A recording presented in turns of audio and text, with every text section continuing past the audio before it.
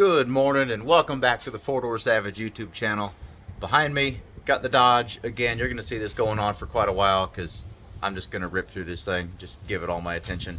Anyways, quite a few parts showed up and some of those are behind me. Let's take a look. I'm going to flip this around and show you what we got going on. I'm going to get a lot of work done in this episode. Let's take a look. Okay, I'm not sure where Phil got this from, but it's basically just a strut bar, reinforcement kit. You could tie a cage to the back and go through. We're not going to do that, but that's okay. Comes with these cool brackets, tube that goes between here and here. I already did some work, as you can see. I really wanted to set it up here so you can see what we got going on. This is going to, I still got to do quite a bit of work. It's too long. It was really too long to even set up in there, so I cut it down. Move it back to this is in the very center of this area here. Got to trim these brackets up, line them up, get that welded in. Gonna drill holes in this plate to weld it to the body, and then weld all the way around it as well, and then put the bar on it. Those got to go on. That side's already done and prepped. Also got to prep this, slice this open, set the other bar in there, but we're gonna focus on this side, getting this one at least all tacked in where it's got to go, and then start on this side and get this one built and tacked in also.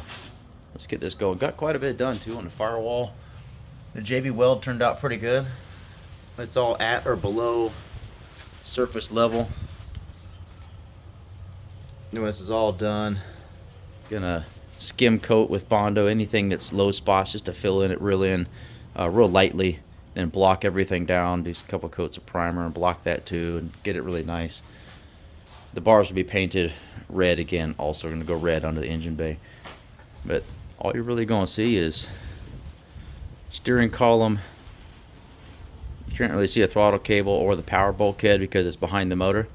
So you really only see steering column, coil through bulkhead, and a bulkhead for the harnesses, the harness off the motor for the sensors.